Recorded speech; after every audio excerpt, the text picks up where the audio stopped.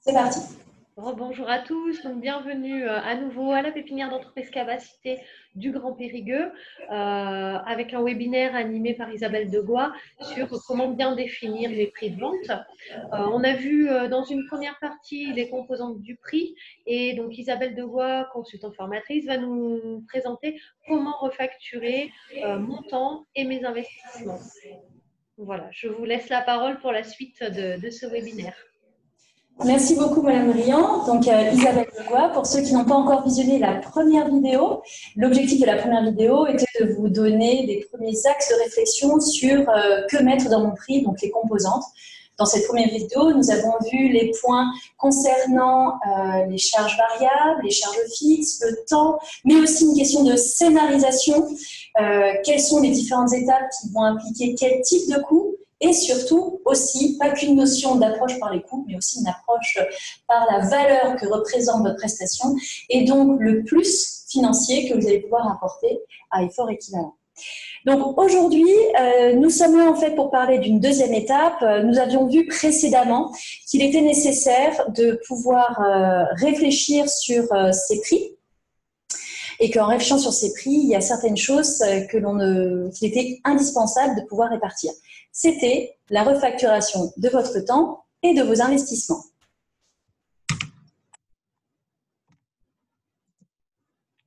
C'est parti.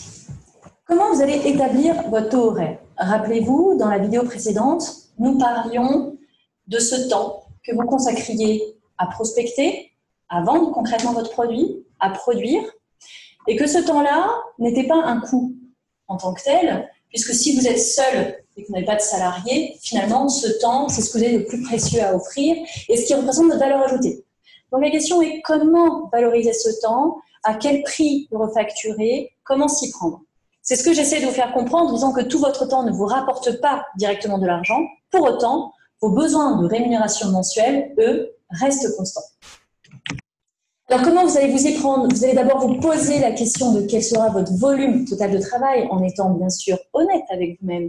Il faut vraiment que cette vision de combien d'heures par jour, combien de jours par semaine, combien de semaines par an je vais travailler, ça soit quelque chose qui soit soutenable, puisque le but, c'est de durer dans le temps au niveau de cet engagement de temps. C'est ce volume de temps qui vous permettra de dégager un volume de prestation, donc de facturation. Si bien sûr vous tombez dans le piège de dire c'est le démarrage, je suis tout feu tout flamme et je vais en fait consacrer un maximum de temps à mon activité pour obtenir l'argent dont j'ai besoin tous les mois, c'est tout à fait judicieux de votre part. Par contre, ça ne vous aidera pas à établir le bon taux horaire. Donc, il faut que, bien sûr, vous réfléchissiez au temps que vous avez à consacrer aujourd'hui à votre entreprise, mais surtout la projection que vous pouvez en faire dans le temps à activité constante d'ici 3, 4, 5 ans, comment vous voyez la gestion de votre temps et à quel point vous la consacrez à votre entreprise. Une fois que vous avez cette idée de volume horaire derrière ça, va se poser la question de l'activité. Quel temps passerez-vous à administrer, à manager, à commercialiser, à produire? Vous avez du coup différentes choses à faire dans un même temps. Et donc, c'est cette dernière étape qui est la production qui va vous permettre de facturer. C'est cette production qui apporte de la valeur ajoutée, qui est souhaitée par le client et qui, derrière ça, génère de la facturation. Donc, on voit qu'on est sur un goulet d'étranglement et qu'au fur et à mesure, le temps dédié réellement facturable, on a peu de temps pour facturer un montant qui doit représenter l'intégralité de vos besoins. Alors, là encore une fois, attention, la façon dont vous organisez votre temps entre ces différentes activités va varier avec le temps. Peut-être qu'au démarrage, vous allez passer beaucoup de temps à la commercialisation et que dans un second temps, vous allez passer plus de temps à l'administration et au management. Donc ça aussi, il faut y réfléchir. Donc, on va essayer de regarder une situation, peut-être à 1 an, 2 ans, 3 ans, qui serait pour vous une situation pérenne et représentative de la façon dont vous fonctionnerez à terme. Alors, je vous propose un exemple pour illustrer mes propos. Je vous propose un exemple d'un dirigeant d'entreprise qui, supposons qu'il a une activité productive et qu'il a des salariés. Alors, pourquoi je vous dis ça? C'est pour pouvoir se concentrer exclusivement sur sa rémunération et non pas sur les autres coûts qui sont associés à sa prestation, à sa production. Alors, imaginons que ce chef d'entreprise, il se soit engagé, il a fait un petit peu un accord moral avec lui-même en disant « moi, je me sens prêt à travailler 9 heures par jour. Je me sens prêt à travailler 5 jours par semaine et je ne suis pas quelqu'un qui ait besoin de prendre beaucoup de vacances, donc je suis prêt à travailler 47 semaines par an. » Encore une fois, je vous demande en fait d'être honnête avec vous-même, puisque le but, c'est pas parce qu'au démarrage, il faut donner beaucoup de soi-même que pour autant, ce gain, ce don de temps, il est soutenable dans le temps. Donc, projetez-vous sur, selon moi, qu'est-ce qui est pour moi une activité équilibrée, une activité professionnelle dans laquelle je m'épanouis, compte tenu de mes autres préoccupations personnelles, familiales, etc. L'autre question qu'il faut vous posiez, c'est l'argent. Qu'est-ce que je veux comme rémunération par mois? Alors là, je vous ai donné une vision année 1, année 2, année 3. On va plutôt parler de niveau de rémunération. Rémunération 1, rémunération 2, rémunération 3, c'est-à-dire de quoi j'ai besoin pour vivre.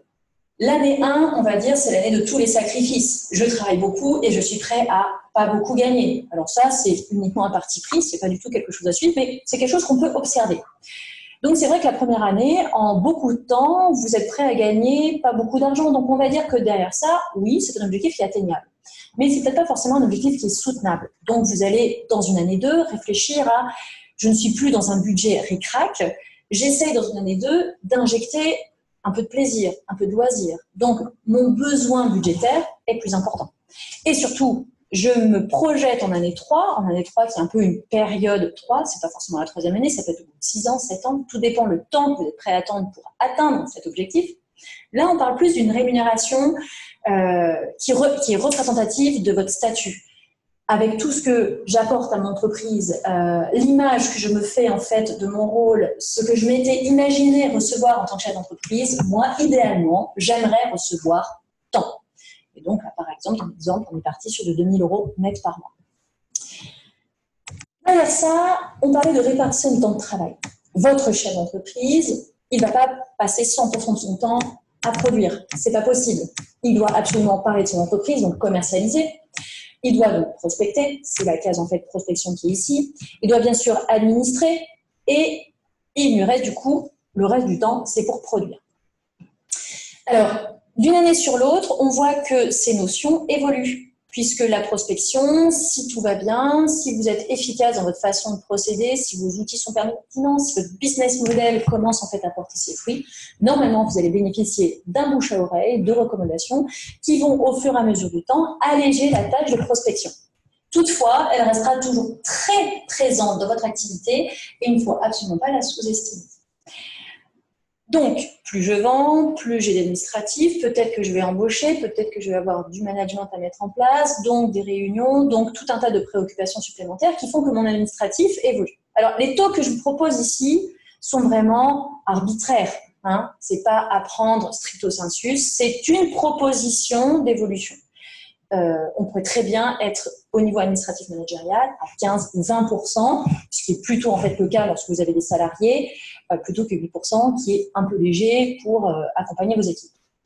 Donc finalement, le temps de production, là, dans le cas, l'exemple que je donne, il n'a que 50% de son temps qui peut être dédié à concrètement, je participe à la production, à la prestation, et concrètement, c'est ça que je peux facturer à mon client, donc qui va générer de l'argent.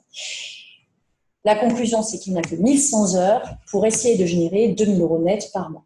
Attention, ne tombez pas dans le piège, les 2 000 € net, il faut rajouter là-dessus les charges sociales, l'objectif de mutuelle, la prévoyance, tout ce que vous avez intégré à votre objectif de rémunération. Et donc, pour cette personne, on arrive à quoi? Pour cette personne, on arrive à un taux horaire de 39,7 €. Attention, il s'agit du taux horaire minimum. C'est absolument un taux horaire minimum. Ce n'est pas le taux horaire qu'il faut que vous appliquiez absolument, mais en dessous de ça, vous n'arriverez pas à tenir votre objectif de rémunération. Ça, c'était le premier exemple. Le deuxième exemple, c'est le cas particulier des consultants et de ceux qui ont de la prestation intellectuelle. On ne va pas chercher à couvrir uniquement un objectif de rémunération, mais un bloc de coûts.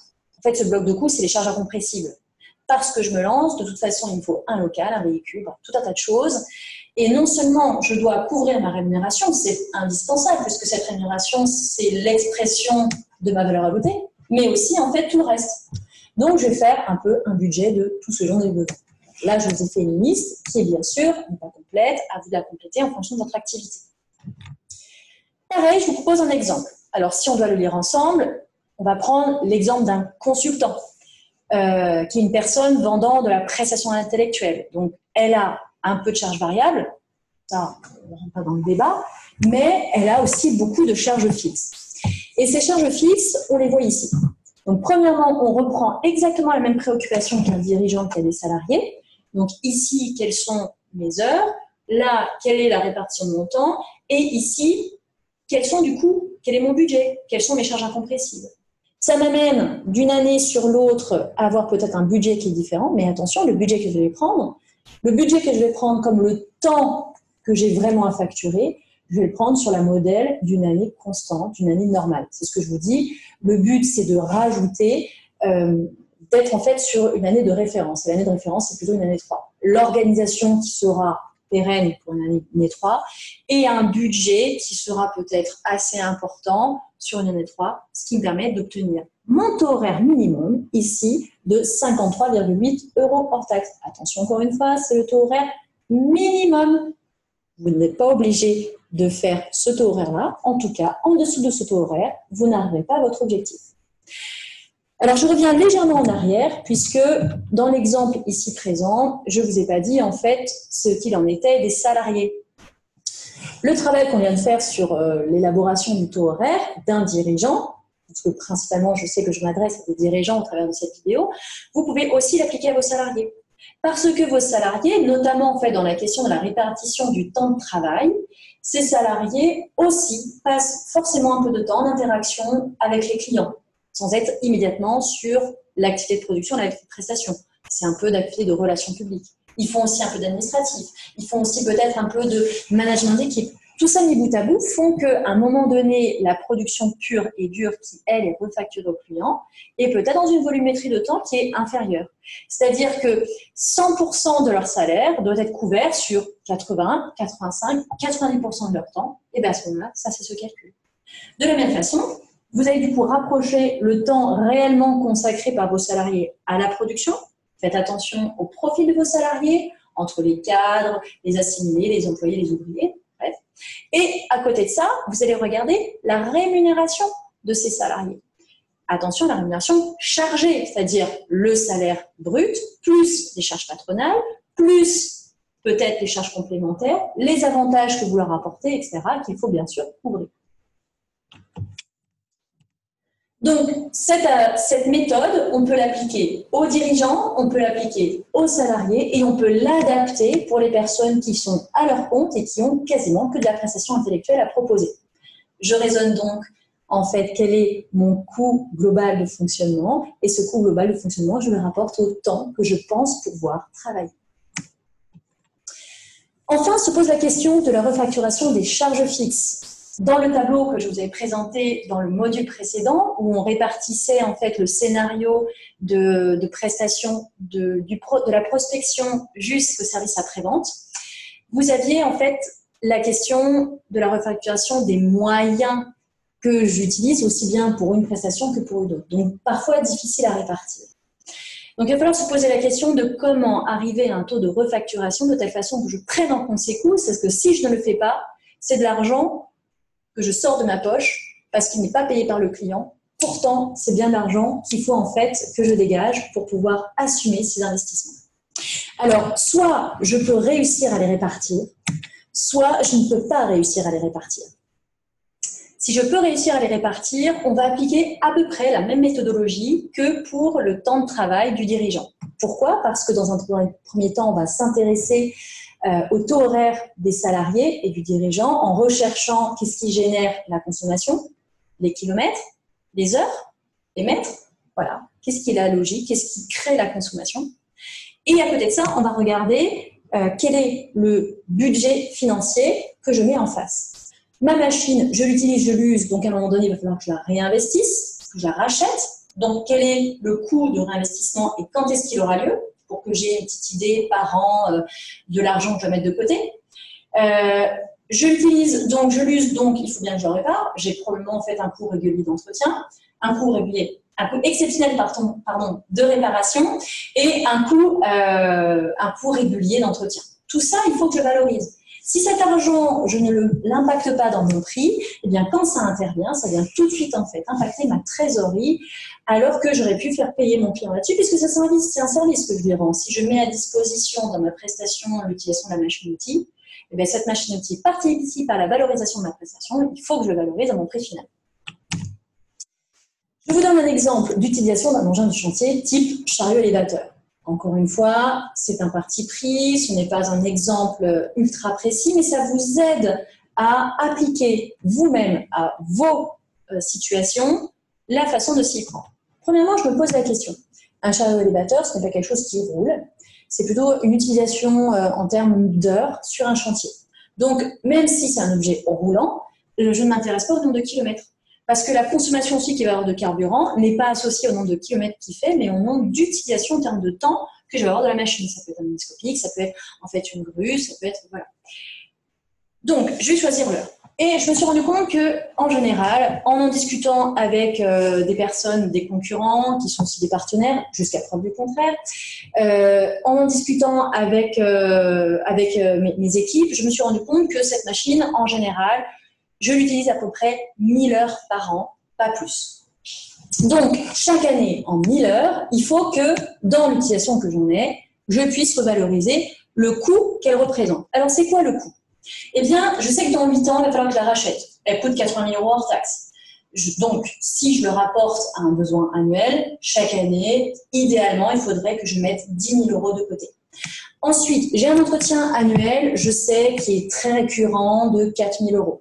Très bien. Là-dessus, j'ai peut-être parfois des entretiens exceptionnels. Alors, je ne sais pas quand est-ce que ça va arriver, mais je sais que ça va arriver.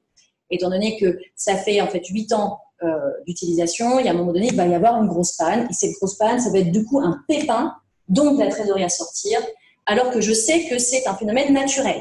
Donc, pareil, je l'anticipe à peu près. Mon expérience me fait dire, ou en échangeant avec d'autres personnes, qu'à un moment donné, j'aurai un gros billet à sortir. Donc, j'anticipe à peu près 16 000 € de travaux. Et donc, sur 8 ans, ce qui fait que sur un an, ça me fait 2 000 €.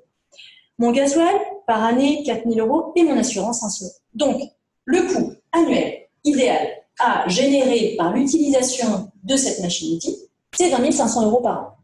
Je sais que je l'utilise 1000 heures par an. Donc, quand je refacture à mon client, c'est le minimum, et là, j'insiste bien encore sur le minimum, de 20,50 € hors taxe par heure. Enfin, se pose la question de la refacturation des charges fixes que je ne peux pas réussir à répartir. Et là, ça s'applique souvent aux frais généraux, à l'assurance responsabilité civile professionnelle, au local, aux frais comptables. Voilà, la liste peut être longue et dépend de chaque activité. Donc là, encore une fois, ce n'est pas une liste précise. À vous d'identifier les charges pour lesquelles vous n'arrivez pas à trouver une logique de répartition. Alors, comment ça va fonctionner? Tout simplement, il va falloir vous poser la question combien pèsent ces charges fixes non réparties dans mon chiffre d'affaires. Alors, soit vous connaissez, vous avez déjà une activité et vous regardez dans le bilan de l'année dernière, dans votre compte de résultats, les différentes lignes que vous n'avez pas réussi à répartir et le poids qu'elles représentent par rapport à votre chiffre d'affaires.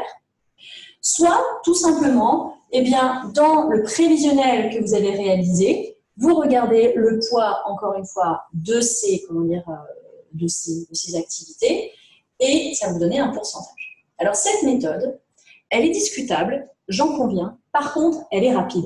C'est qu'à un moment donné, vous avez essayé de pousser la logique au plus loin, en étant très précis dans votre scénario, en étant précis dans vos coûts variables, en étant précis dans votre temps, dans votre facturation de votre temps, en étant le plus précis possible dans la répartition de vos charges fixes. Sauf qu'à un moment donné, voilà, on rentre dans une zone de flou, une zone où on est dans l'arbitraire. Typiquement, la méthode que je vous propose est critiquable.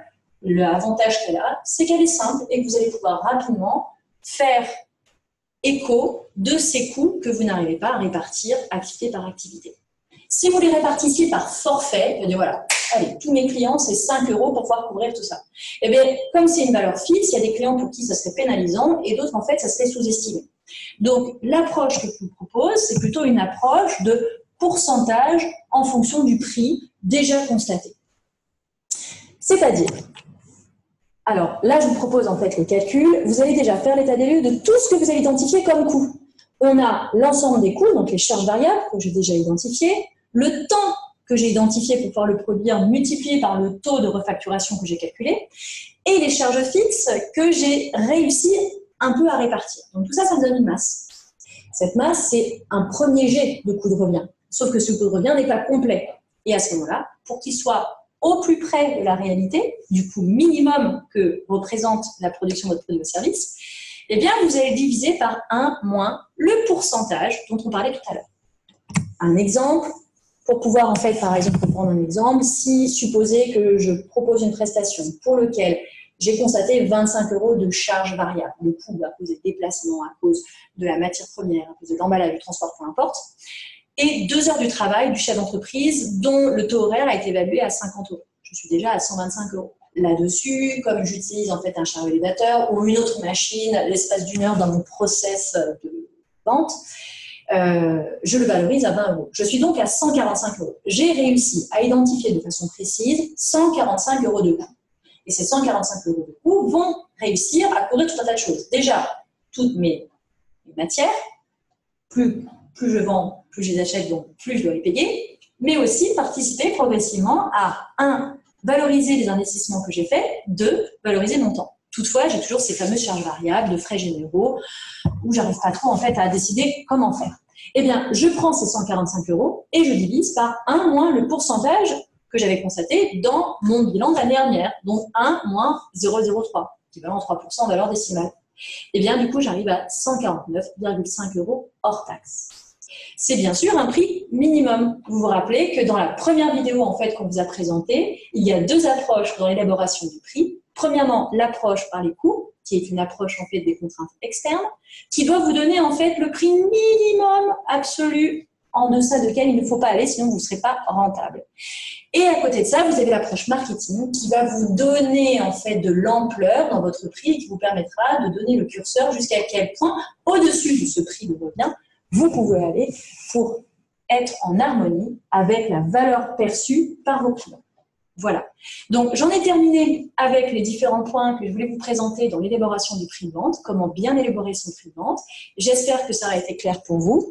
Si vous souhaitez aller plus loin, nous vous proposons en fait des accompagnements, alors différents forfaits, à votre demande. Je vous donnerai plusieurs exemples. N'hésitez pas à m'appeler. Sinon, vous pouvez vous former sur les sujets de gestion et gagner en compétences. Alors, je vous cite plusieurs exemples. Mon entreprise est-elle rentable? Comment analyser la rentabilité de mon entreprise et agir dessus? Comment me définir des objectifs fiables pour chacune de mes activités? Comment réaliser un prévisionnel de qualité moi-même? Comment réagir face à un client en retard ou mauvais payeur? Bref, autant de sujets de formation qui sont proposés en animation par moi-même et portés par la IFS. Donc, n'hésitez pas à appeler Julie Marquebout au 05 53 31 56 07. Je vous remercie beaucoup pour vos attentions et je vous souhaite une très bonne continuation. Merci beaucoup. Au revoir.